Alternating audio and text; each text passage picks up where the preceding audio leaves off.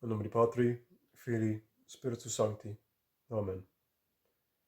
So now continuing an introduction to a life of devotion, or a reflection on the introduction to the life of devotion by St. Francis de Sales.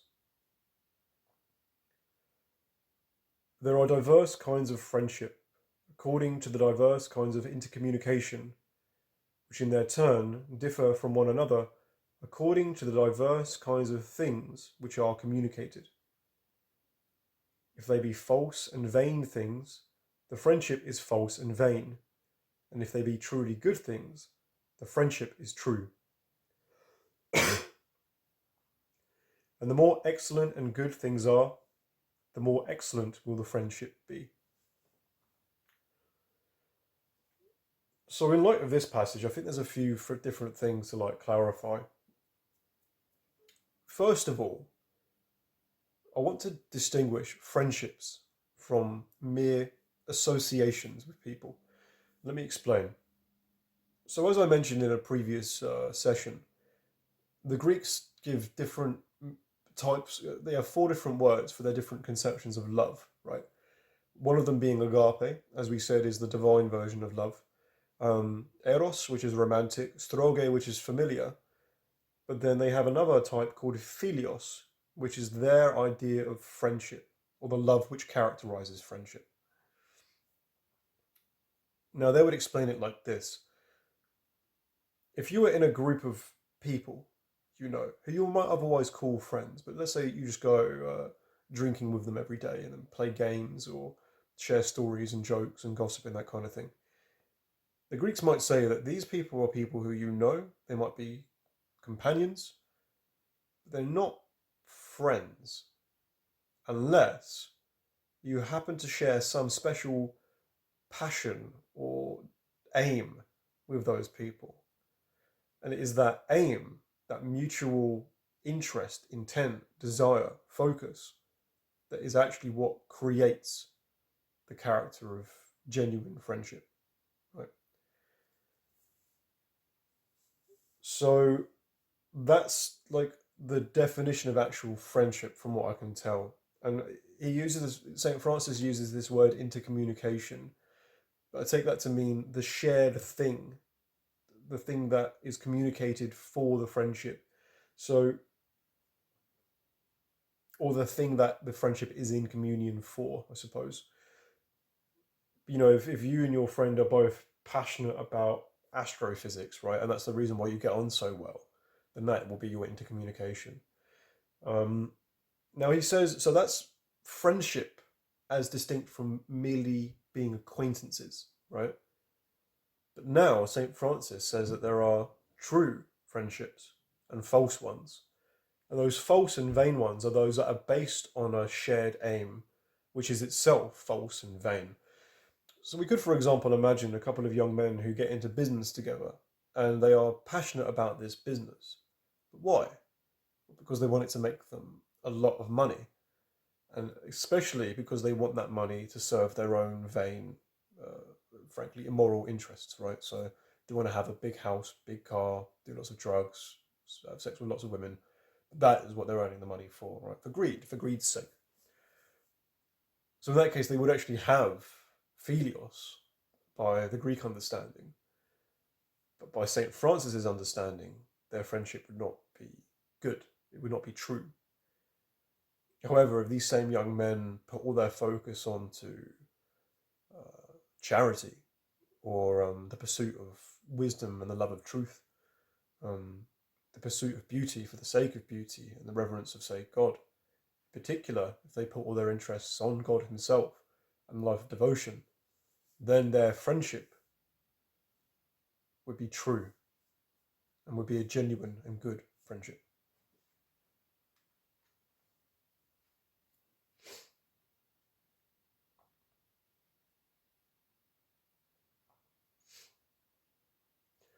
Now we have a different topic. St. Francis is now talking about these things called flirtations. He's going to use the word friendship here, but what he means is basically a kind of semi-romantic relationship between uh, men and women, young women, boys and girls, you name it. You'll see what I mean. this idea of flirtation is important. He says, these friendships are all bad, foolish, and vain. Bad because they finally end and terminate in sins of the flesh, and deprive God, the wife, and the husband of love and consequently of the heart, which belongs to them by right. Foolish because they have neither foundation nor reason. Vain because they bring neither profit nor honour nor contentment. On the contrary, they waste time, compromise honour, without giving any pleasure, save that of anxious aspirations and hopes, without knowing what is wished for or what is aimed at. For it is always the opinion of these wretched and feeble spirits that there is something or other desirable in these tokens of mutual love, which they give one another, and yet they cannot say what it is, so that their desire cannot have an end, but goes on continually, troubling their hearts, and perpetual suspicions, jealousies, and anxieties. Sounds like Tinder, right? Now, of course, we've got to be mature about this. It's not simply the case that dating is bad, right? And it's not simply the case that if you are romantically involved with a girl, young woman who you ultimately don't marry, it's not like that's a problem. It's about your intentions, I suppose. What he's talking about here is, imagine you've got a case in which you are kind of becoming friends with someone, kind of becoming interested in them, kind of start dating them, but you know quite clearly in your mind that you have no interest in marrying this person, right? Or they have no interest in marrying you. It's never going to happen. Yet you proceed with the romance because it's exciting, it's intriguing, it's fun. Uses up your time in a interesting way. St. Francis is basically saying that kind of thing is just a complete waste of time. First of all, you risk mortal sin, obviously, because then if you end up having casual sex with this person for the fun of it, then sins of the flesh. And he says you deprive God, the wife, and the husband of love. Because the idea is that all the time that you're in this like frivolous flirtation, you're not pursuing a wife properly, you're not pursuing a husband properly. So all the love that should otherwise be is their right is not being given to them. It's being squandered somewhere else. Your attention and time is being squandered somewhere else. And he makes this other interesting point, which is like it seems like it's fun and enjoyable and pleasurable, but it's not really, because you don't really know what you're doing with it, because it doesn't really have an end point. Like, marriage has a very clear end point. It's like, well, we're in marriage to love each other and to serve God and to love and serve our children, right? So it's got a clear telos to it. Telos. Yeah. Whereas these kind of things don't have that. It's a vague state of I wasn't going to say anxiety. Maybe it's too strong a word. But, uncertainty, I suppose, a vague state of uncertainty in which you're kind of taking every little excitement as it comes, every new text message as it comes, every new little encounter or flirt, bit of flirting or whatever, but it's not actually ultimately going anywhere. And meanwhile, you're always watching. You have this slight sense of suspicion and jealousy and anxiety for the whole time because you're thinking, when are they going to text me again? Is this going to come to an end at some point? Is it going to come to an end tomorrow? Is it going to come to an end today? Is she going to lose interest? Am I going to lose interest? Is someone else going to get involved? Am I then going to become jealous of that person? Right?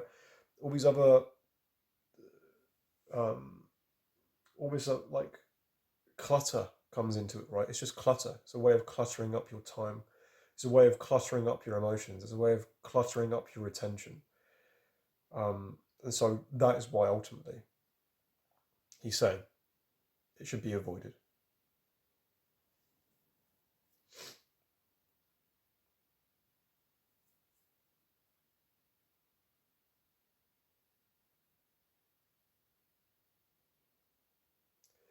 Here's now quite a different topic. St. Francis says, God only values man for his soul, and the soul only for its will, and the will only for its love.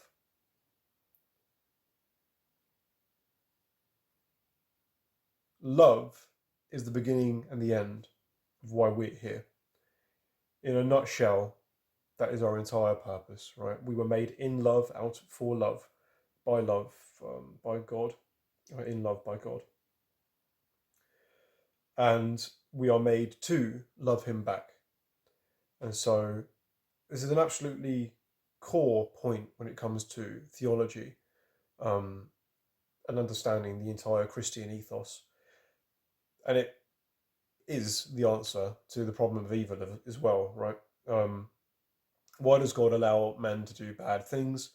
Well, because he's given us free will, and he's given us free will so that we can love. The will is the faculty that gives us the ability to choose, make meaningful decisions.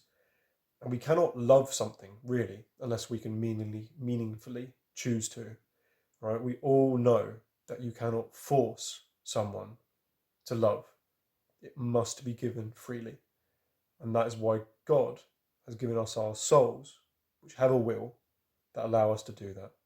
Because ultimately, that is what we're here for, to love.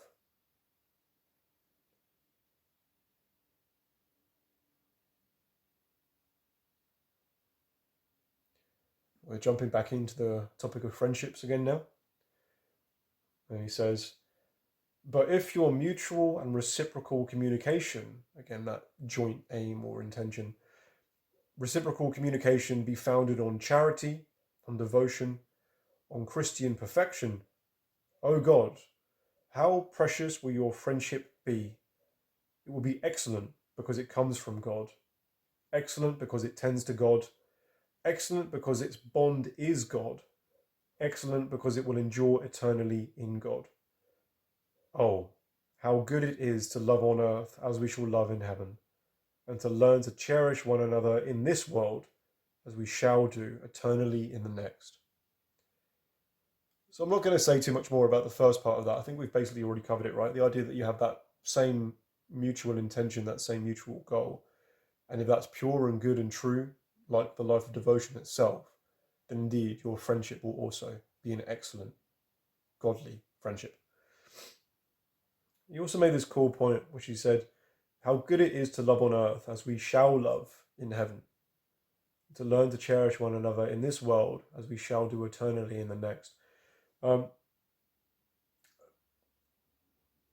think it's really hard for us to imagine sometimes just how awesome, and I really do mean awesome, heaven will be.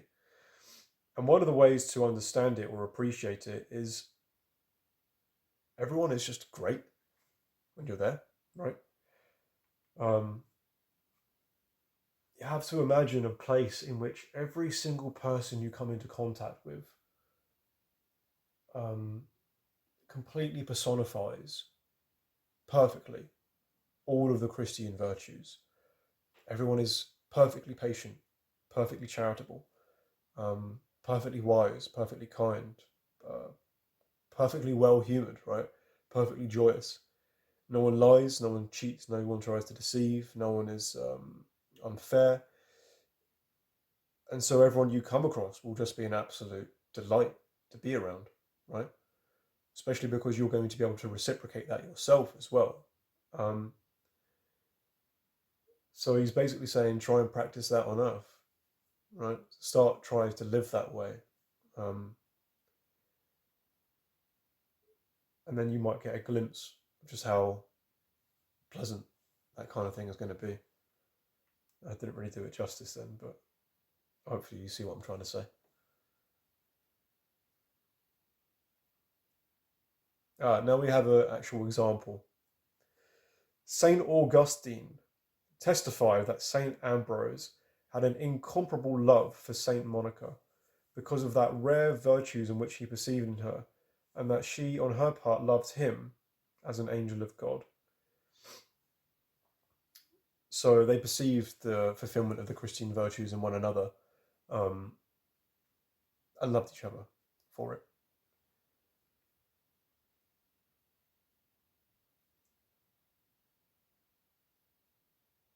Love the Lord thy God and love your neighbour as yourself. And within these two commandments is the whole of the law. Within these two commandments is the whole of the law. You know, the universe is not just composed of us, ourselves, and God. He very much wants us, intends for us to include everyone else in that as well.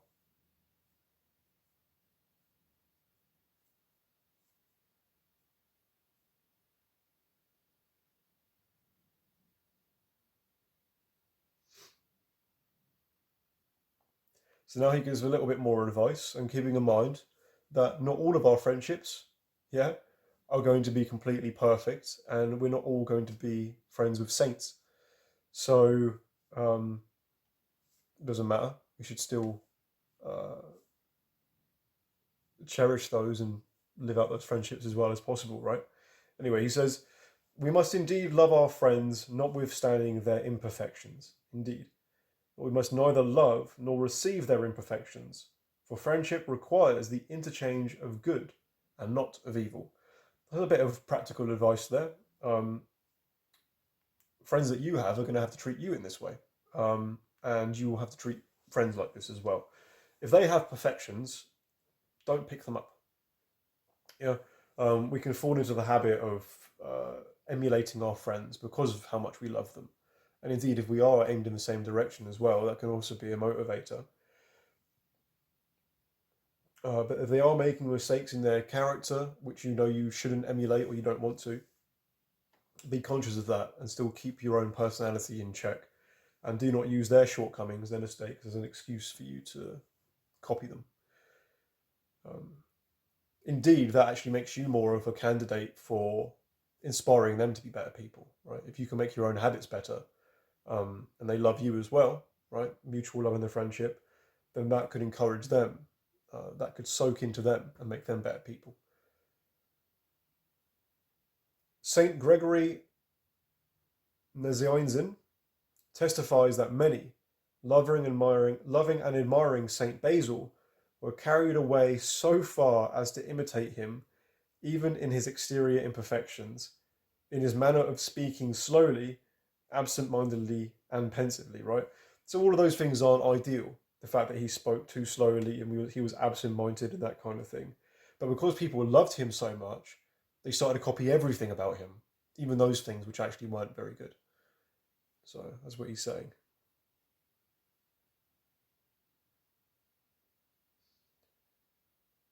And in addition, he then says, as to sins, we must neither encourage them nor tolerate them in a friend. Um, it's a good point about the whole topic of love, actually, which I think a lot of modern people, especially, misunderstand. You don't love someone by encouraging them in their evil, even if they enjoy it. Obviously, we understand this in relation to children, right? Um, the measure of how much you love your child is not how much you let them do what they want. Clearly, right? Especially if what they want to do is immoral and negatively affecting other people. In fact, out of love, you sternly correct your child if they do that kind of thing. Um, so you don't allow them to persist in their evil. Indeed, you don't allow their evil to go without consequences either, right?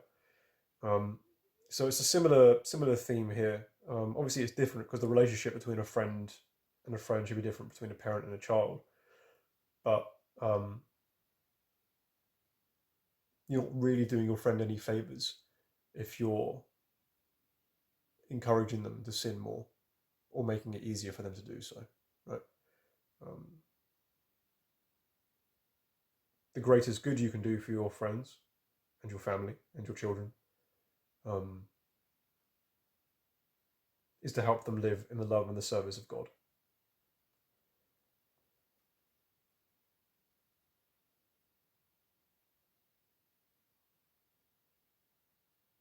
Okay, a bit of a different topic now again. Be converted to me, says God, with all of your heart. My son, give me thy heart. For the heart, being the source of our actions, they are such as in the heart. The divine spouse, in his invitation to the soul, says, Put me as a seal upon thy heart, as a seal upon thy arm.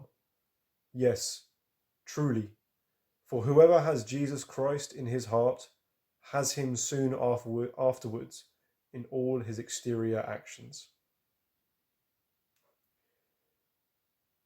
In one of his sermons, my priest once made a good point, a very interesting point, and apparently it's quoting St. Augustine.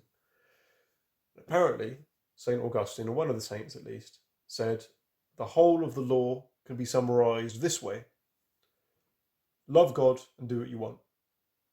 Right? He said that is the whole summary of the Catholic life. Love God and do what you want. Now, of course, both of those parts are important, right? Because if you just go for the second bit, do what you want, that is basically Satanism, right? But the love God bit makes all the difference. Why would that be the case? Again, because of what he's saying here.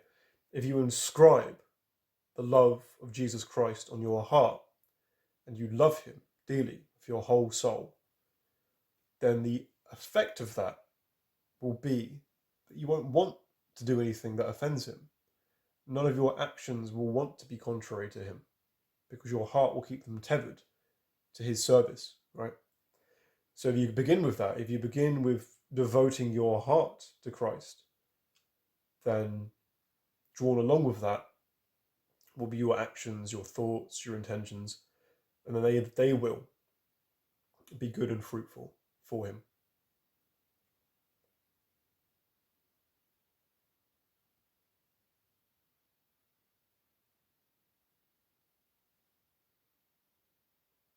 Now a very different topic again.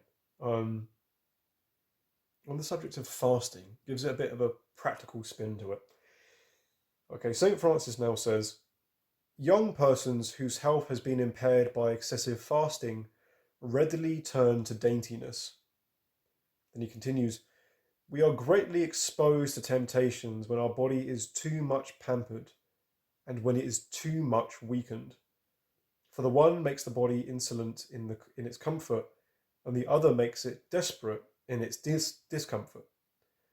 And as we cannot carry it when it is too fat, so it cannot carry us when it is too lean.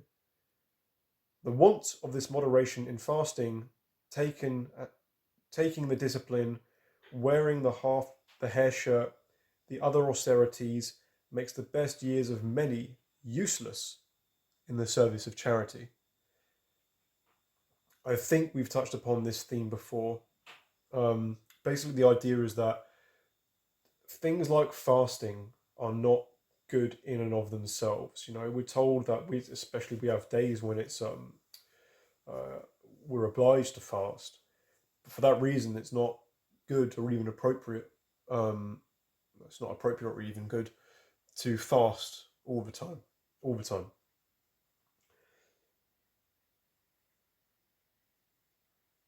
Okay, so he continues.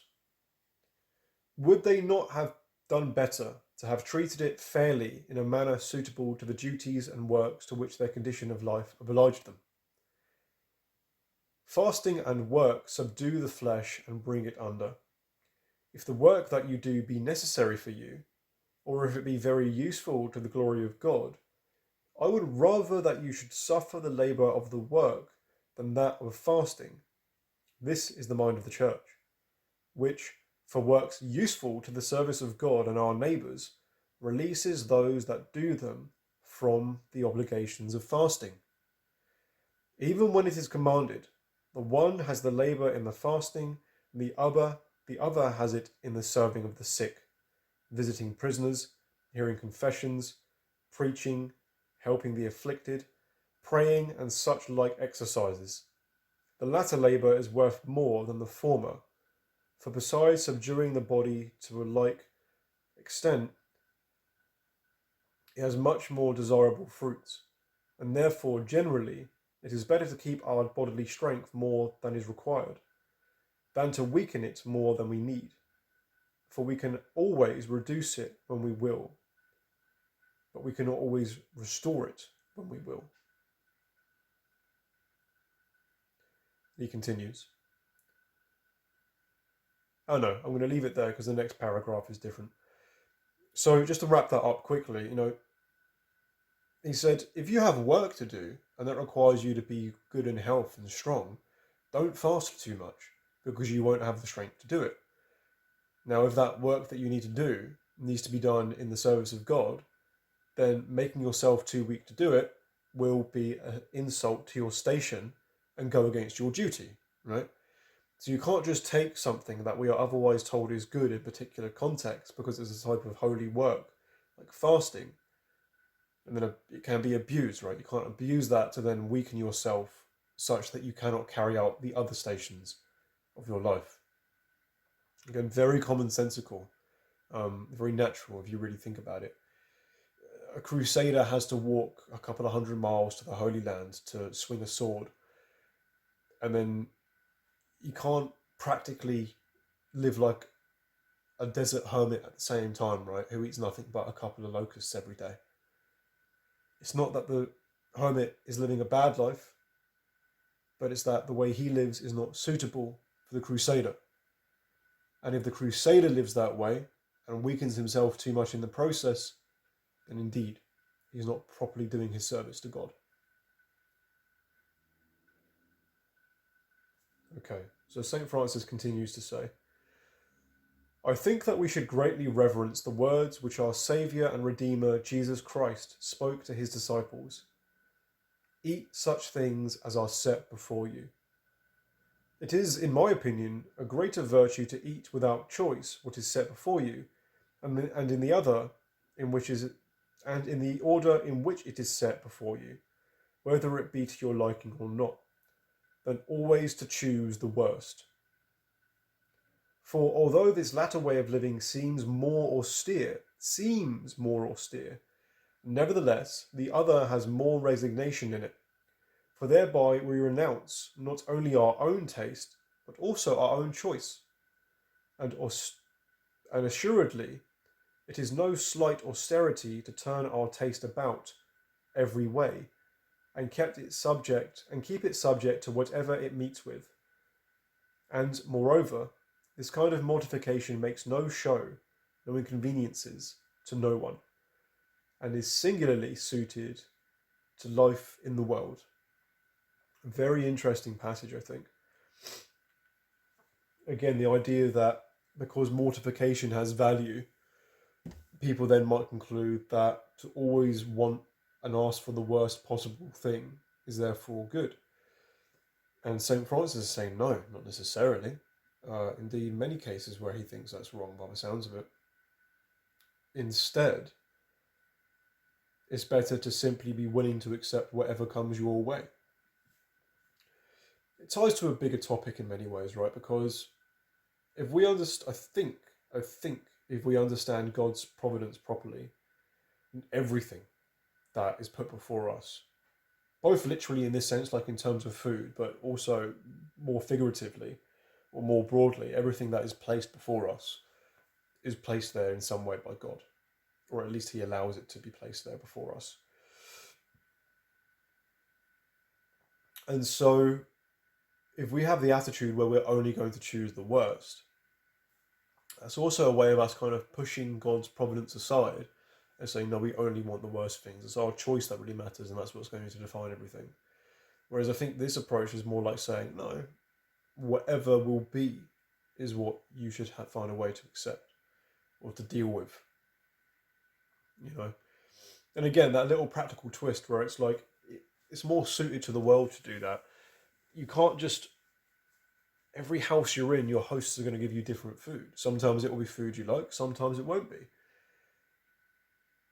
Now, if you make a show of it where every time someone sits down to cook you a meal and you push the plate away and go, no, I can't eat that, I can only eat a bowl of dry rice,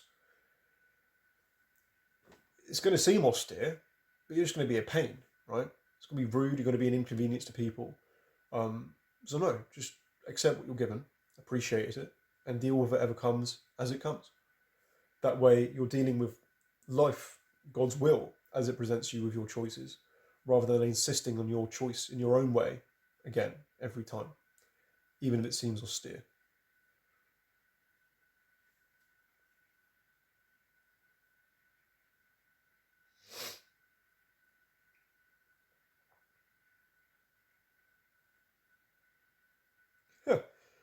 All right, gives a fairly useful bit of advice here. He says, we should make use of the night for sleep, each one according to his constitution, so far as is necessary for being usefully awake during the day. Frankly, it's really good advice, but also seems like childishly, almost patronizingly simple, right? Uh, Sleep during the night. Use the night for sleep so that you can work properly during the day.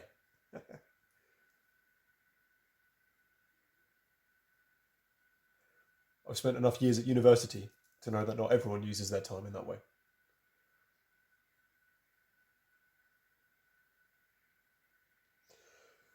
Okay, I'm not going to read out this entire section because there's quite a long build up to it. I'll go on to the quote that I want to read, but he makes a really interesting point in this section where he says basically, we might commit some kind of sin of the flesh, right? Like maybe we eat too much or masturbate or something. And then what we do in that moment is we then use that as an excuse to berate the flesh, right? Um, so we attack our bodies in some way to make up for the fact that we've done it, or we're encouraged to. But he said, but you've got to think of your body as like a stupid donkey, which is being led around by you, the mind, right? And it's like, he's basically saying, don't blame the body for what the mind wanted it to do. Yeah. Um, if you feel really guilty because you've eaten too much food, you might say, "Oh, my body has been so awful that's I need to punish my body by like doing excessive fasting." But he said, if your body could talk, it might turn around and say, "But then why did you put me in front of like a mountain worth of cake? Why did you watch all of those cooking documentaries, knowing that it would make you hungry, and then sit me down in front of like a mound of sugar? Blaming this on me, it was your fault, but I'm still being the one attacked for it, right? That's what the body might be saying in that moment." So yeah, in this like kind of weird twist, Saint Francis is like talking on behalf of the body itself, basically saying, "Yeah, sure. I mean, mortification to as a form of like discipline of the flesh. Um, it's good to know how to fast and to go without and to labour and that kind of thing."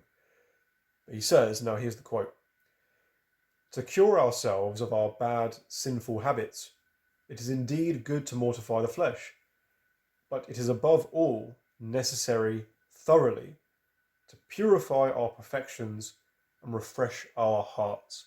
Again, that idea that our hearts, our intentions, is the center of our action. That's where all of our actions eventually spring forth from, right? And so, all the while that we're berating what our body has done in action, it's actually our hearts that need to be purified, and then that's much less likely to happen in the future. That's where that is the fountain from whence the problems come. So before we start blaming our body for everything, we have to look deeper and blame our hearts, our desires, and our intentions instead. Purify those.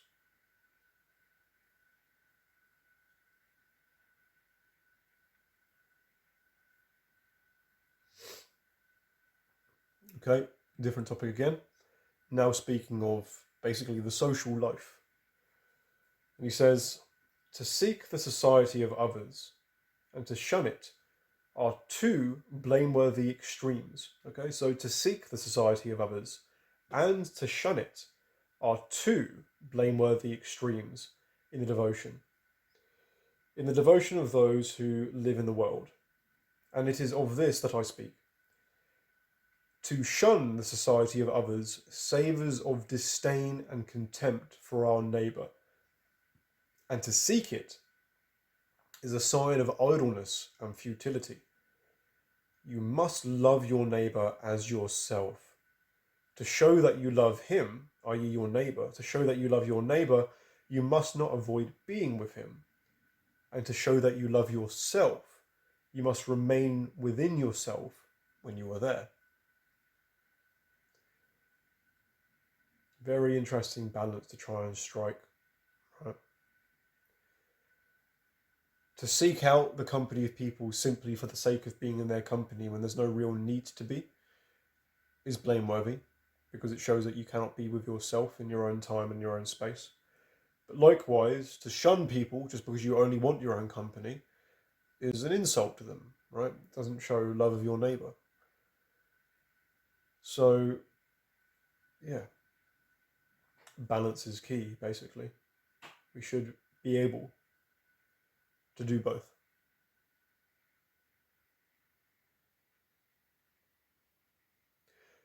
This is kind of thematic. I think this goes back to the friendships discussion, but he says, a soul that is often among virtuous persons cannot fail to participate in their qualities.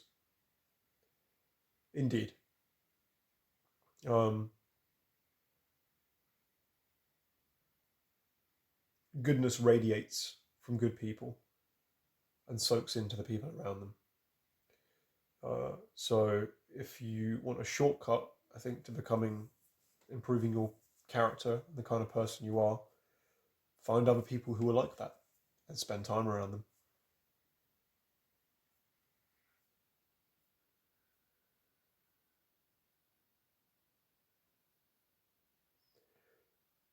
He makes a very quick note here on the nature of clothing and what to wear. He says, always keep as much as possible on the side of simplicity and modesty, which is without doubt the best adornment of beauty and the best excuse for plainness.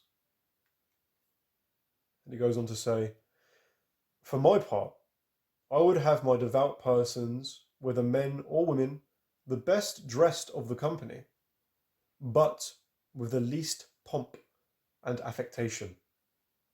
And as is said in the book of Proverbs, adorned with good taste, propriety, and dignity. Um, the general, the overall section gives this impression of being neat, being untidy, being dressing in a dignified way, but without the desire to draw undue attention to yourself. Right? Don't wear anything flashy. Um, don't have particularly crazy hairstyles or really audacious jewelry or anything like that. Just keep it simple, dignified, and plain. One of the reasons for that, amongst others, is that it acts as a block against vanity and it doesn't draw undue attention to yourself, right? Um, yeah, yeah, I think that's all that really needs to be said. Doesn't draw undue attention to yourself, doesn't make you a spectacle, which then is a way for the devils to inflame your vanity or for you to inflame it.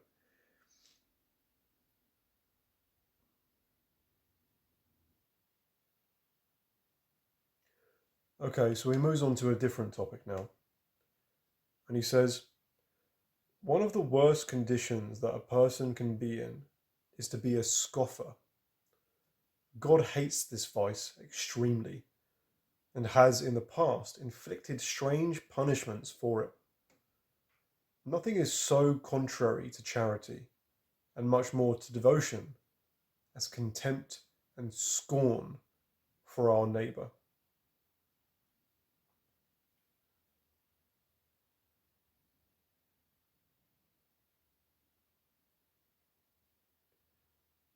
So, to be a scoffer,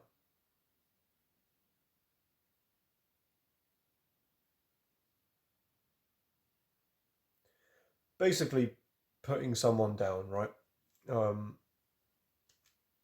Insulting them, belittling them, um,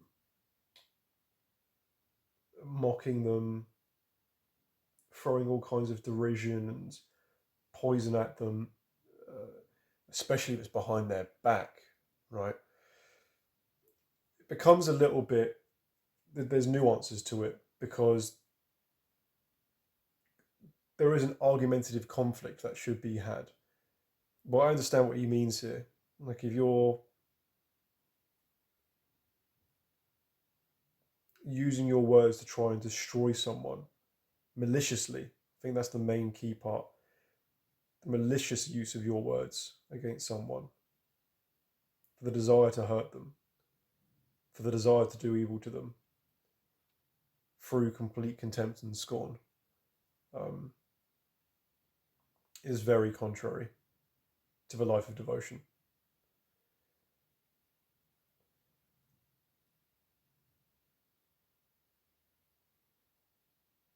Let me make a distinction quickly. It's not the same as when you call a wolf. And we'll cover this at one point, right? Because he does actually cover this in a later passage, I think. But if someone is committing evil, for example, and you tell them they're committing evil to their face, right? Um, like someone's lying, for example, and you look them in the face, you say, "You are lying." That's not the same as scoffing, right?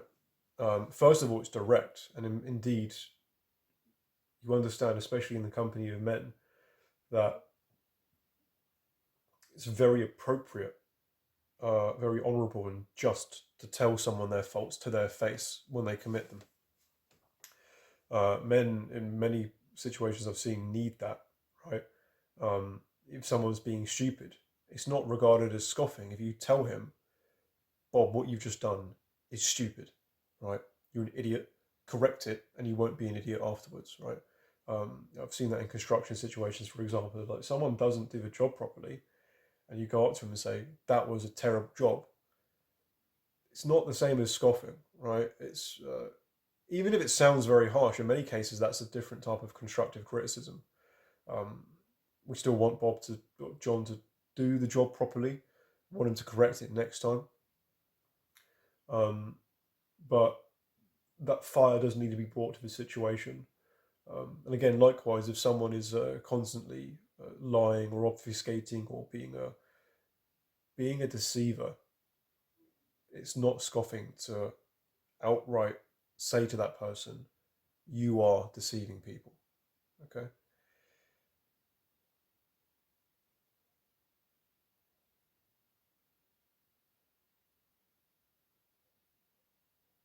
I mean, a clear example of scoffing to my mind is something like, if someone like does the dishes wrong, it's a cartoonish example, but someone just does makes a mistake of doing the dishes, and then you jump on that to go over to the person and say, "You're such a waste of space, right?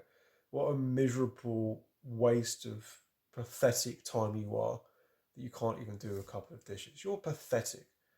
Are you even? Is it even worth you being here or doing anything?" Um, you, can you feel the flavor of poison that's in that in comparison, right? The maliciousness, the callousness with that. Um, it's so much more virile. So yeah, I think there's a distinction between scoffing and combativeness. Scoffing is definitely, well, poison, basically, and evil. So here's a type which is neither one nor the other, right? And so St. Francis says, "But as to playful words, which are spoken with modest gaiety and mirth, they belong to the virtue called Eutrophilia by the Greeks, and which we might call geniality, and by this means we derive a good and pleasant recreation from the opportunities of mirth, which human imperfections supply. But we must be on our guard against passing from this honest mirth to mockery." And that is kind of what I think men especially understand this. Men especially understand this. It's basically, that light teasing that people do. And women get it as well. But for example, if you're on a building site, you see that all the time. Every time someone makes any kind of little mistake or they got some character quirk, you just jump on it like a pile of bricks. But it's all part of the fun. People enjoy that. In fact, it really stifles the atmosphere on a site if someone doesn't understand that, right? And if they take jokes too seriously.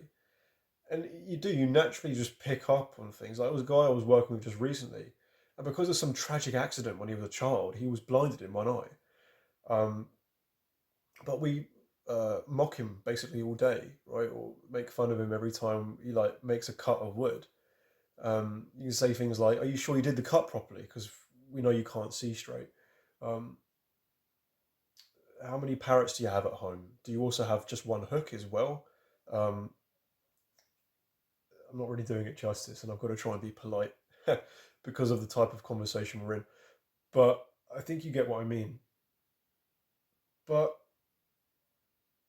there's a clear difference, and it's hard to put this into like terms of an equation, but you can perceive it. You get socialized into it. There's a clear difference when someone on site. We could have made 50 jokes about that guy having one eye, right? And we all know it's in good mirth and playful humor. But if someone just says it in a certain tone of voice or with a particular level of force, so you can tell they're actually trying to put the guy down because they don't like him, gets picked up like that, right? And you can just tell, okay, that wasn't a joke. That was actually being malicious. And that is when it's actually what St. Francis would call mockery and not mirth. I don't think there's much more to say about it, other than obviously the fact that he's flagged up that there are insults and there are like jokes basically. But if you know where the line is, you know, and if you don't, I can't really explain it. Anyway, I think for this session, that's going to be a good place to end. So thank you very much for your time.